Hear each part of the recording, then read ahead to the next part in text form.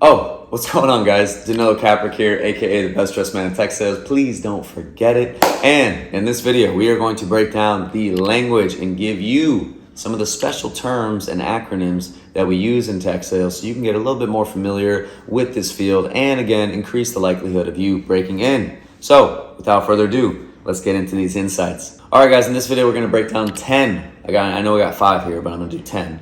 We're gonna break down 10 specific words that you will come across all the time in tech sales. Is going to be very, very vital to understand if you want to break in. And if you can show up to the interview already knowing this stuff, you're going to be in a much better chance to get the job. So I will group these words in 3s. That way we don't have 10 different segments, but we can just crisply go through everything.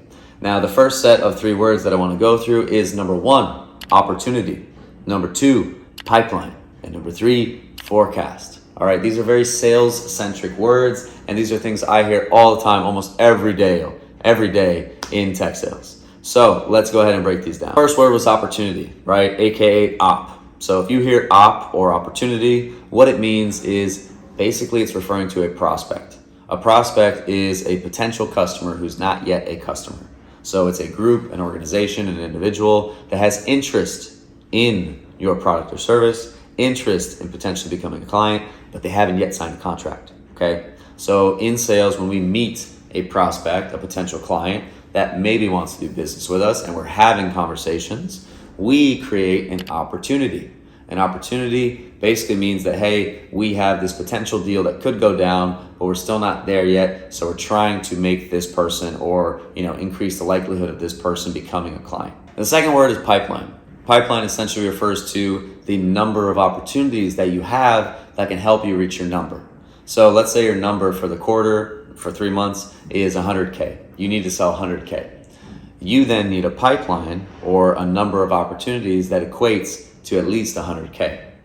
In software sales, we commonly say that you need 4 times your pipeline to hit your number. So if your number is 100K, you'd probably want at least 400K worth of opportunities in your pipeline.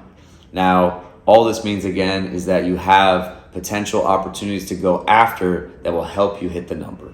So don't get too involved in the pipeline, don't think too deep into it, but essentially this is where you store your opportunities that will help you hit the number. The third word we talked about was forecast. Okay, forecast is something you're gonna be asked to do a lot in tech sales, and essentially what it means is you have to report to your manager, whether it's an email or using an application like Clary or something else, but you have to forecast what you believe you are going to close in the next 3, 6, and 12 months. So I am measured quarterly. We always have to do a quarterly forecast. This is something we do weekly, okay, in my job. We have to do this weekly, every single week. And basically what that forecast looks like is I have to say, hey, I think for this quarter, based on the opportunities in the pipeline that I have, we are forecasting, or I am forecasting 250K to be closed in the next 3 months, right? And my manager then rolls that number up to his boss, who rolls it up to their boss, and that is how companies are able to report to Wall Street and say, hey, these are our expectations. This is the guidance that we're giving for the year.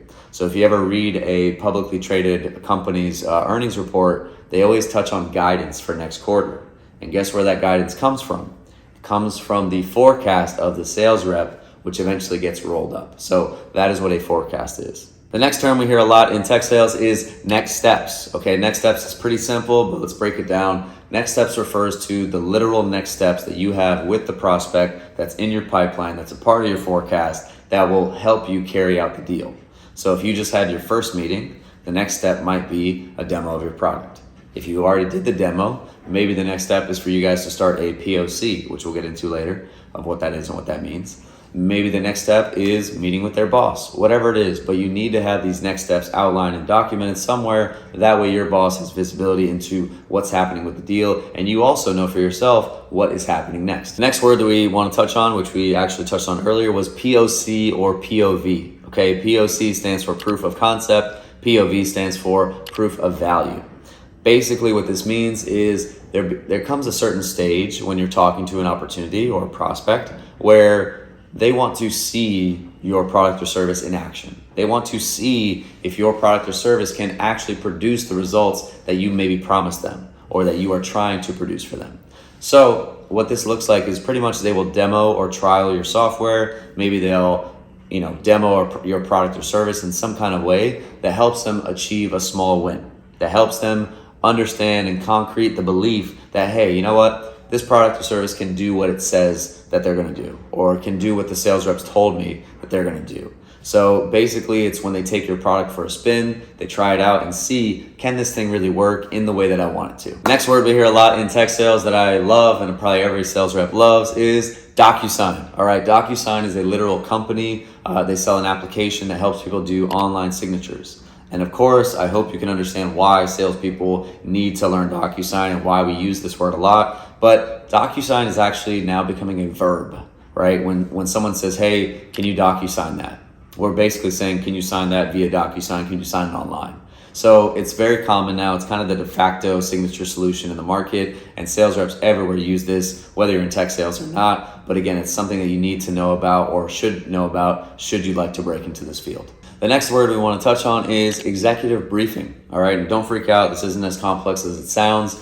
What this really means is our company that we work for, if we're in software sales or some other kind of sales, they want us to be as involved with the prospect company as possible. They want us to be ingrained in that company, to know as many people as possible, to work with executives if possible. So executive briefing commonly means that they want us to coordinate a meeting between the executive team at our prospect or client company and our own executive team or sales management team. So what this looks like is I might get the CEO or the CTO of a company to meet with my leaders and understand how are we impacting their company, what sort of goals are we aligned on, and what sort of outcomes are we focused on producing for them that would be meaningful to them. And the reason this helps us, and the reason we want to do this, is because think about it. If you sold a $300,000 deal and the CEO is involved, right, and you're helping the CEO achieve some sort of outcome, they're going to be a lot more likely to renew.